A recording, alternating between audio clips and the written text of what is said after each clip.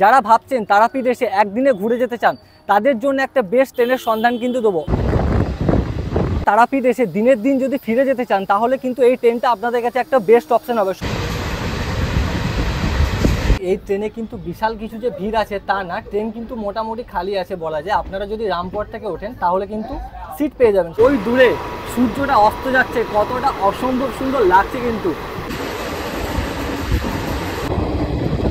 এই আহমদপুরকে জংশন বলা হয় কারণ এই আহমদপুর থেকে কেটে যাচ্ছে হচ্ছে কাটোয়া যাওয়ার লাইন, যে নদীটা আমাদের এই বীরভূম এবং বর্ধমানকে ভাগ করেছে।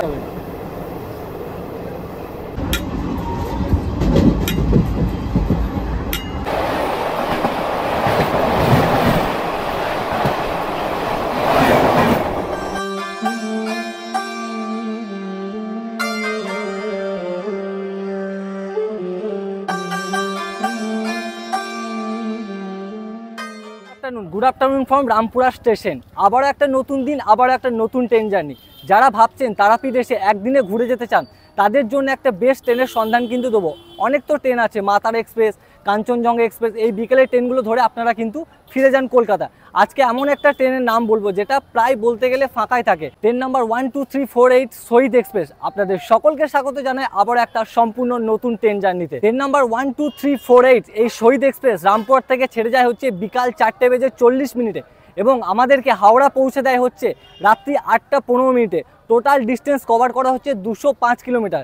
যাত্রাপথে যেতে সময় লাগে প্রায় 3 ঘন্টা 35 মিনিট, যেটা অন্যান্য ট্রেনে প্রায় 4 থেকে 4.5 ঘন্টার সময় কিন্তু নিয়ে নেয়। তো আমি কিন্তু এই মুহূর্তে দাঁড়িয়ে আছি একেবারে রামপুরহাট জংশনের ঠিক সামনেরটাই, দেখতেই পাচ্ছেন। আর আমাদের এই যাত্রাপথে টোটাল হল পড়বে হচ্ছে 7টা এবং টোটাল ইন্টারমিডিয়েট স্টেশন পড়বে হচ্ছে 53টা। চলুন স্টেশনের ভিতরে যাওয়া যাক, টিকিটটা কেটে নিই, কত কি ভাড়া পড়ছে না পড়ছে, ট্রেনের বাকি ইনফরমেশন কিন্তু স্টেশনের ভিতরে যাই একে একে দিতে থাকবো, সঙ্গে থাকুন। তো আপনারা তারাপীঠ এসে দিনের দিন যদি ফিরে যেতে চান তাহলে কিন্তু এই ট্রেনটা আপনাদের কাছে একটা বেস্ট অপশন হবে। সকালে যে কোনো মা তারা এক্সপ্রেস বা আরও যে আগের ট্রেনগুলো আছে সেই ট্রেন ধরে আপনারা এই রামপুরহাট জংশন চলে আসুন, তারাপীঠে পুজো দিন, তারপর কিন্তু বিকাল 4:40 ট্রেন আপনার 4:30 মধ্যে স্টেশনে চলে আসুন এবং খুব সহজে কিন্তু এই ট্রেনটা ধরে আমরা একেবারে কিন্তু হাওড়া পৌঁছে যেতে পারবেন। চলুন স্টেশনের ভিতরে এন্ট্রি করি।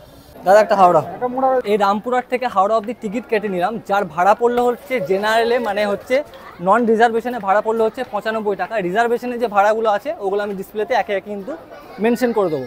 আমাদের ট্রেন কিন্তু দেখুন 3 নম্বর প্ল্যাটফর্মে অলরেডি দিয়ে দিয়েছে। ট্রেন কিন্তু এই মুহূর্তে দাঁড়িয়ে আছে 3 নম্বর প্ল্যাটফর্মে। তো চলুন একে একে আগাই ট্রেনের দিকে। তো আমাদের ট্রেন কিন্তু নির্ধারিত সময়ে একেবারে 4:40 কিন্তু রামপুরহাট স্টেশন থেকে ট্রেন ডিপারচার করছে। দেখুন ওই রামপুরহাট জংশন, এখান থেকে কিন্তু ট্রেন আমাদের ডিপারচার করে গেলো একেবারে নির্ধারিত সময়ে। আমাদের এই ট্রেনের প্রথম হল্ট হচ্ছে সাঁইথিয়া জংশন। ঠিক যেমনটা বলেছিলাম এই ট্রেনে কিন্তু বিশাল কিছু যে ভিড় আছে তা না, ট্রেন কিন্তু মোটামুটি খালি আছে বলা যায়। আপনারা যদি রামপুরহাট থেকে ওঠেন তাহলে কিন্তু সিট পেয়ে যাবেন, সিট পাওয়া নিয়ে কোনো অসুবিধা নেই। আমাকে তো ভিডিও করতে হবে বলে আমি গেটের সামনে জাস্ট দাঁড়িয়ে আছি। ট্রেন মোটামুটি ঠিকঠাক আছে, টাইমেই ছেড়ে দিয়েছে।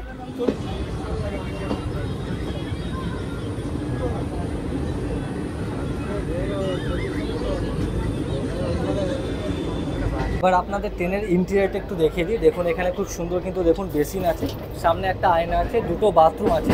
আমি বাথরুমগুলো গেছিলাম, বাথরুমগুলো কিন্তু প্রচণ্ড নোংরা, দেখানোর মতো অবস্থায় ছিল না। জাস্ট ট্রেন ছাড়লো তাতেই কিন্তু প্রচণ্ড নোংরা বাথরুম।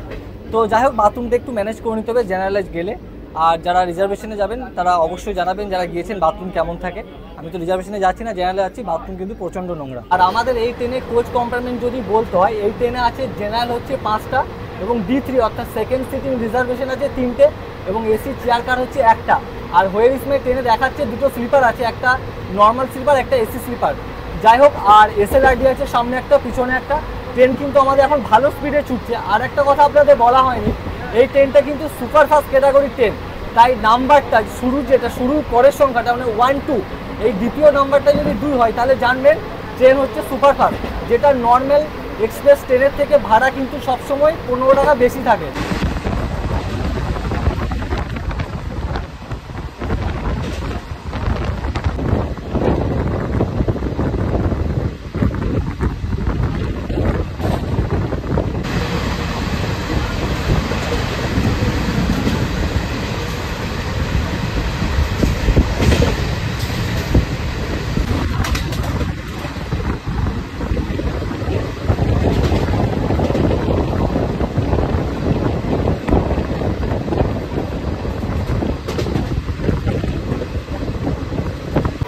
এখন ঘড়ির কাটার সময় হচ্ছে 4:55 বিকালবেলা। আর দেখুন ওই দূরে সূর্যটা অস্ত যাচ্ছে, কতটা অসম্ভব সুন্দর লাগছে। কিন্তু এই রেল লাইনে গা বেয়ে মনে হচ্ছে সূর্যটা যেন আমাদের সাথে কিন্তু চলমান, আর চারিদিকে কিন্তু সবুজ গাছপালা, অসম্ভব সুন্দর লাগছে এই পরিবেশটা।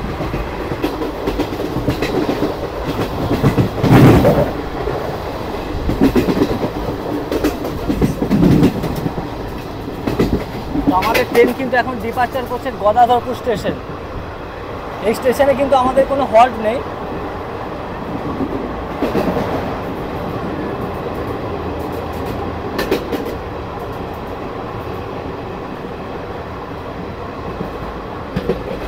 তো সাঁইথিয়া জংশন ঢোকার আগে আমাদের সাথে কিন্তু দেখা হবে মৌরাক্ষী নদীর। আমি এই জাস্ট ঢুকছি, আমি দেখাচ্ছি আপনাদেরকে মৌরাক্ষী নদীটা।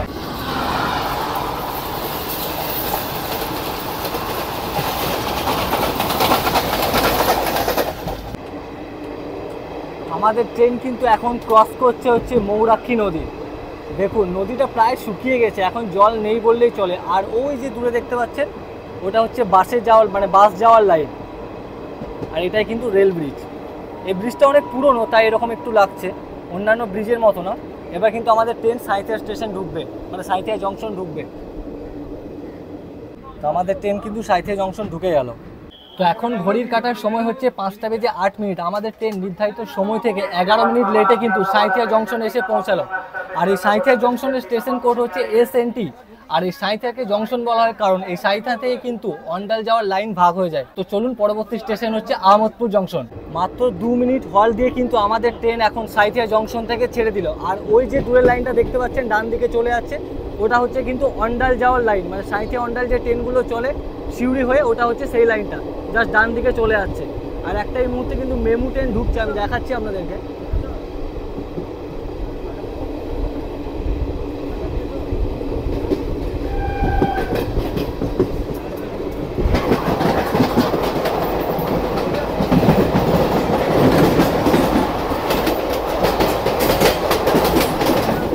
আর এই ট্রেনটায় কিন্তু সাঁইথিয়া থেকে প্রচুর প্যাসেঞ্জার উঠলো। রামপুর থেকে মোটামুটি সিট পেয়ে যাবেন, কিন্তু বাকি যে স্টেশনগুলো আছে বোলপুর, তারপর আমোদপুর, প্রান্তিক, এগুলো থেকে কিন্তু প্রচুর পরিমাণে প্যাসেঞ্জার ওঠে। বর্ধমান থেকেও ওঠে, বর্ধমানে অনেক নেমেও যায়। এবার আমাদের পরবর্তী জংশন হচ্ছে আহমদপুর জংশন।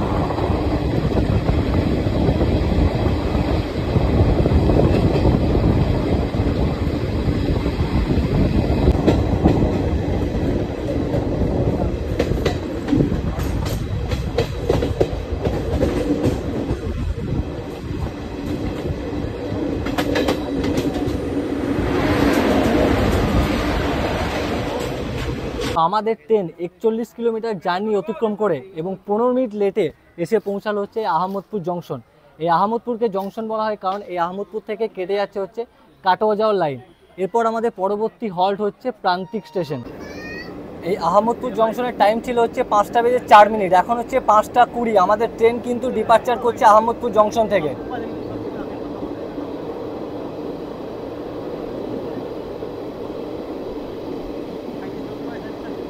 আর ওই যে ওপরে ফ্লাইওভারটা দেখতে পাচ্ছেন ওটা দিয়ে কিন্তু বাস যাওয়া আসা করে, সিউড়ি বোলপুর বা সিউড়ি লাভপুর যে বাসগুলো যায় ওই লাইনে কিন্তু বাসগুলো যাওয়া আসা করে। আর স্টেশনটা দেখুন কতটা ফাঁকা আর কতটা সুন্দর। আমাদের ট্রেন কিন্তু এই মুহূর্তে ছেড়ে বেরিয়ে গেল আহমদপুর জংশন।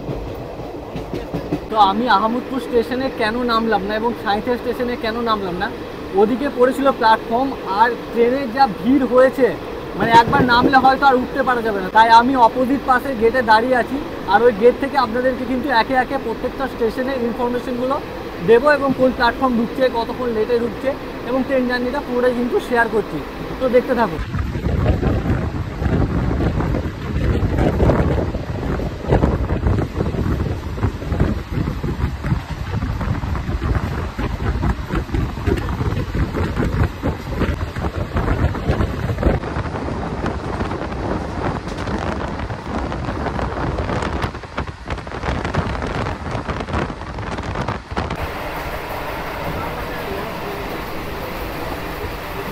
বাইরের স্নিক বিউটিটা দেখুন কত সুন্দর লাগছে, একটু উঁচু পাহাড়ের মতো হালকা, আর ওইদিকে সানসেটটা হচ্ছে, দারুণ লাগছে কিন্তু।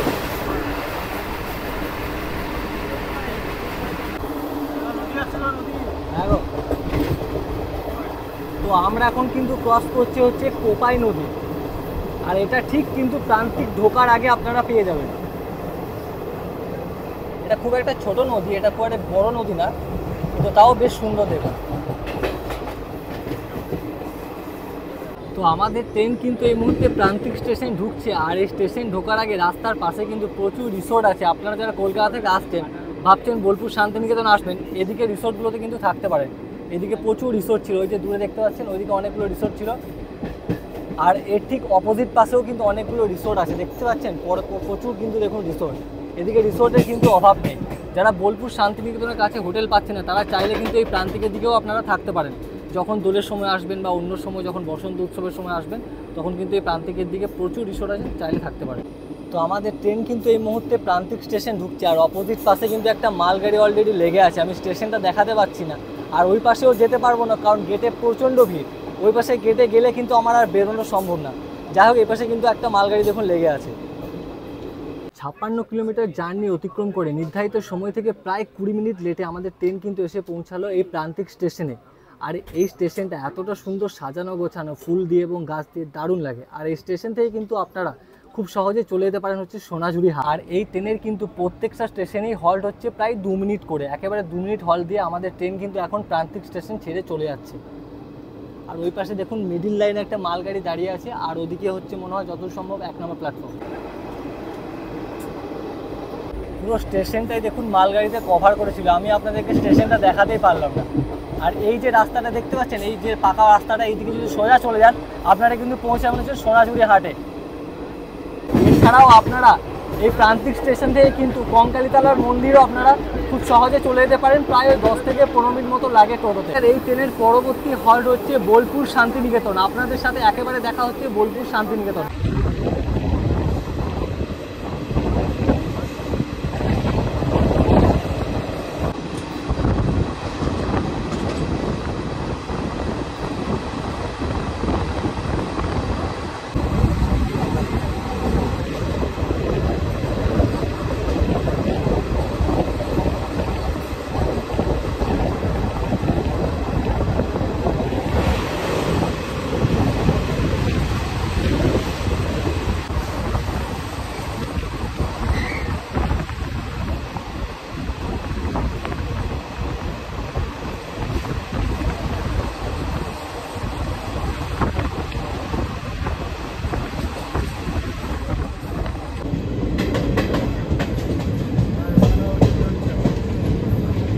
তো এখন সময় ঘড়ি বলছে 5টা বেজে 41 মিনিট। 60 কিলোমিটার জার্নি অতিক্রম করে প্রায় 15 মিনিট লেটে আমাদের ট্রেন এসে পৌঁছালো এই বোলপুর শান্তিনিকেতন। আর বোলপুর শান্তিনিকেতন নিয়ে আপনাদের আলাদা কিছু বলার নেই, প্রচুর লোক এখানে কিন্তু পর্যটনরা ঘুরতে আসে কলকাতা থেকে, বিভিন্ন জায়গা থেকে। রবীন্দ্রনাথের বিভিন্ন স্মৃতি কিন্তু এই বোলপুরে জড়িয়ে আছে। তো চলুন, এই ট্রেনের পরবর্তী হল্ট হচ্ছে গুসকরা। 5টা বেজে 42 মিনিট, পুরো 2 মিনিট হল্ট দিয়ে কিন্তু আমাদের ট্রেন এখন ছেড়ে বেরিয়ে যাচ্ছে বোলপুর শান্তিনিকেতন স্টেশন। আর এই স্টেশনটাও দেখুন খুব সুন্দর, দেখুন আর্ট দিয়ে দেওয়ালগুলো সাজানো আছে, আর প্রচুর দেখুন লোকজন কিন্তু বিকালবেলা হাঁটতেও আসে স্টেশনে। বেশ সুন্দর এই বোলপুর স্টেশন এবং প্রান্তিক স্টেশনগুলো কিন্তু বেশ সুন্দর সুন্দর। আমাদের ট্রেন কিন্তু এই মুহূর্তে বোলপুর শান্তিনিকেতন স্টেশন ছেড়ে বেরিয়ে যাচ্ছে। এই বোলপুর এবং প্রান্তিকে যা সুন্দর সুন্দর বাড়িঘরগুলো আছে না, দেখার মতো। যদি কখনো আপনারা ঘুরতে আসেন, তারা কিন্তু অনেক সময় আসেন, বোলপুর যদি আসেন দেখবেন বাড়িগুলো কিন্তু বেশ দেখার মতো।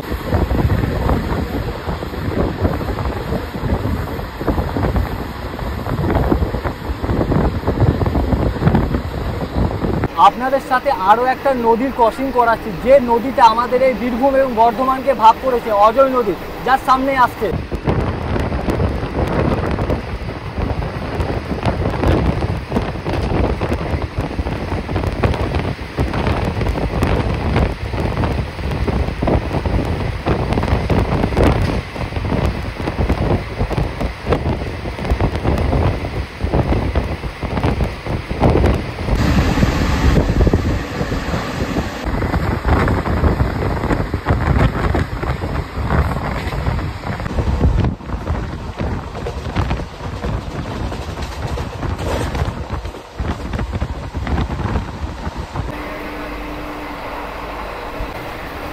তো আমাদের ট্রেন একটু পর ঘুষকরা ঢুকবে, আর তার ঢোকার আগে আপনাদের পরিবেশটা একটু দেখায়। দেখুন চারিদিকে কত সবুজ মাঠ, আর ওই যে দূরে সূর্য কিন্তু দেখুন অস্ত যাবো প্রায়, অসম্ভব সুন্দর লাগছে। দেখুন এদিকে প্রচুর কিন্তু চাষের জমি, এদিকে অনেক ধান চাষ হয়। এখন যা ধানগুলো কেটে নিয়েছে, আর যে বর্ষাটা পড়বে আবার কিন্তু নতুন করে ধানের চাষ হবে, তখন এর প্রাকৃতিক শোভাটা কিন্তু আরও বেড়ে যাবে।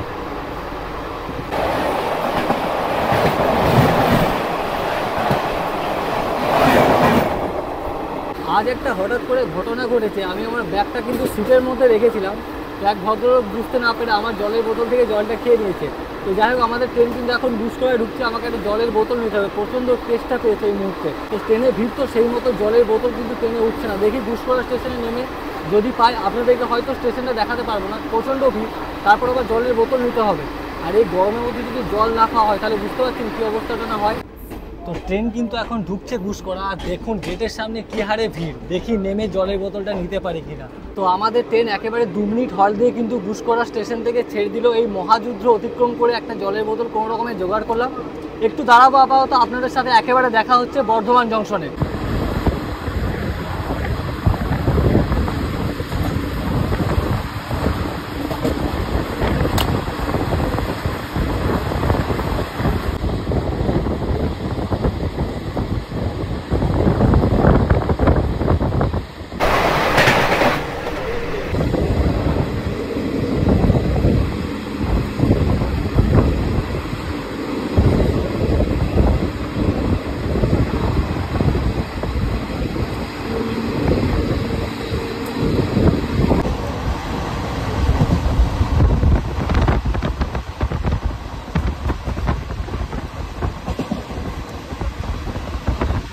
আর ওই যে দূরের লাইনটা দেখতে পাচ্ছেন, ওটা হচ্ছে আপের লাইন। ট্রেনগুলো যখন আসে না, ওই জায়গাটায় কার্ভটা যখন নেয়, এক অসাধারণ লাগে কিন্তু।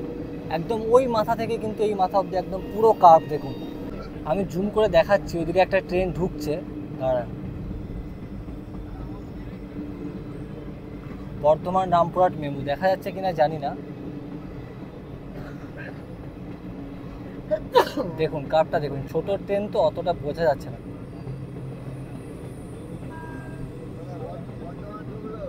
একদম পুরো কার্ভ নিয়ে নেয়, ওই মাথা থেকে একদম শেষ মাথা অবধি পুরোটা কার্ভ নিয়ে নেয়। আর এই কাপটা আপনারা কিন্তু খানা ঢোকার আগে পেয়ে যাবেন, আর যখন আপের দিকে যাবেন খানা জংশন থেকে বেরোবে, আর এই কাপটা কিন্তু যাওয়ার সময় দেখতে পাবেন, আসার সময় পাবেন না।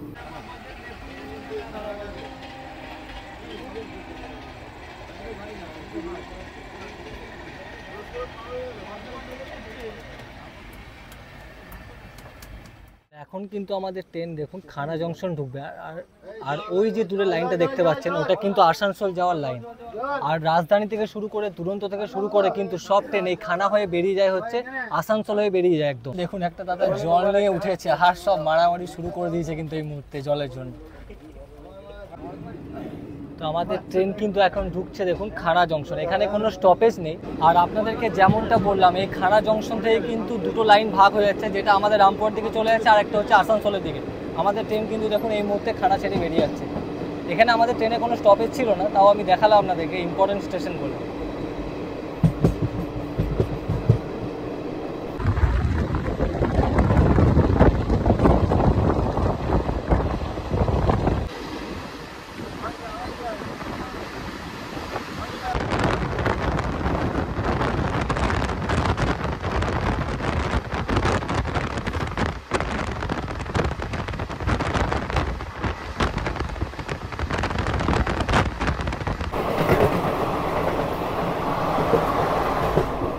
গেটে আমাদের ট্রেন জয়নগর ট্রেনকে ওভারটেক করলো, জয়নগর থেকে হাওড়া, আর একটু হুলিয়ে দিল মানুষজন যে আমরা ওভারটেক করলাম। আমি ওই গেটে থাকলে আপনাদেরকে সেই মুহূর্তটা হয়তো দেখাতে পারতাম।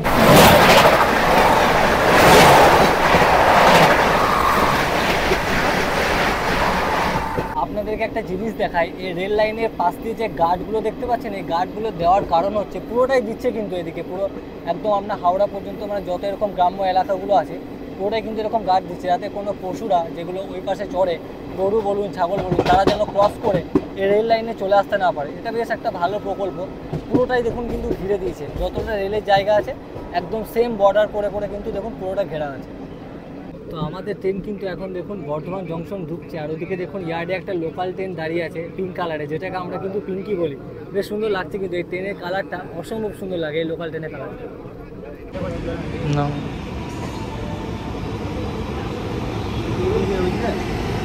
112 কিলোমিটার যাত্রা অতিক্রম করে আমাদের ট্রেন এসে পৌঁছালো হচ্ছে বর্ধমান জংশন রেলওয়ে স্টেশনে, আর এটা হচ্ছে আমাদের 6 নম্বর হল্ট।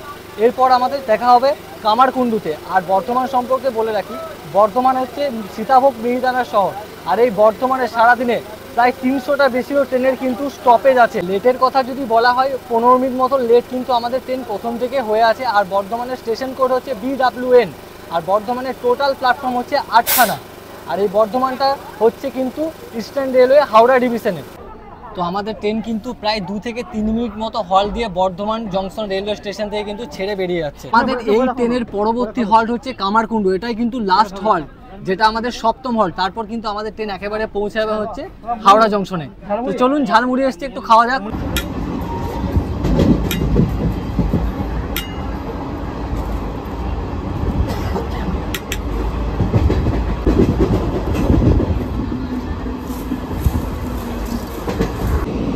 আমাদের ট্রেন জাস্ট ছেড়ে বেরোলো হচ্ছে শক্তিগড় স্টেশন, আর এই শক্তিগড় থেকে ভাগ হয়ে যায় হচ্ছে হাওড়া যাওয়ার মেন লাইন এবং কট লাইন, আর আমাদের ট্রেনটা কিন্তু যাবে হচ্ছে কডে। তো আমাদের পরবর্তী স্টপেজ হচ্ছে কামারকুণ্ডু। এখন ঘড়ি কাটার সময় প্রায় 7টা বাজবে। বাইরে কিন্তু সন্ধ্যা ঘনিয়ে এসেছে, বাইরে দেখানোর মতো আর কিছু নেই, একেবারে আপনাদের সাথে দেখা হবে কিন্তু কামারকুণ্ডু স্টেশনে।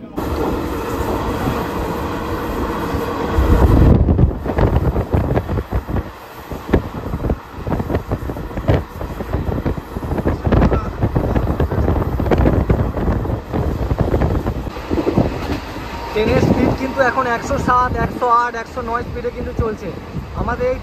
আমাদের এই ট্রেনের ম্যাক্সিমাম স্পিড হচ্ছে 110।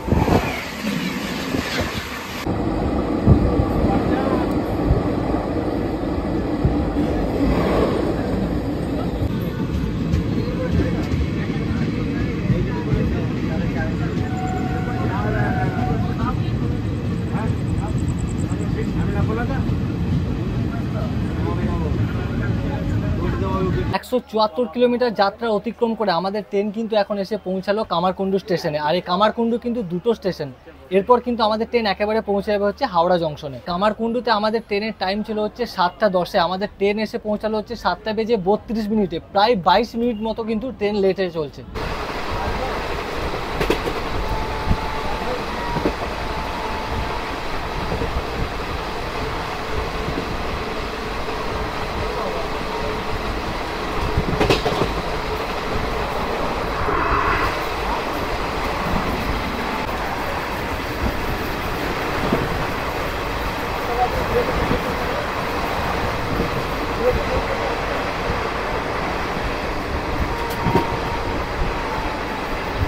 আমাদের ট্রেন এখন ক্রস করলো হচ্ছে ডানকুনি জংশন, আর এই ডানকুনি থেকে ভাগ হয়ে যায় হাওড়া এবং শিয়ালদা লাইন।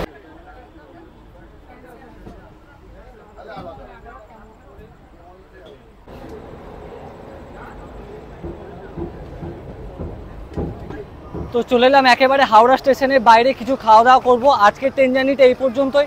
আজকে ভিডিওটা আপনাদের কেমন লাগলো অবশ্যই কিন্তু কমেন্ট করে লিখে জানাবে। যদি ভিডিওটা ভালো লাগে তাহলে অবশ্যই লাইক করবে, চ্যানেল নতুন হলে চ্যানেলটি সাবস্ক্রাইব করে দেবে। ততদিনে ভালো থাকবে, সুস্থ থাকবে, দেখা হচ্ছে নতুন কোনো জার্নিতে, নতুন কোনো ভিডিওতে। টাটা, জয় হিন্দ।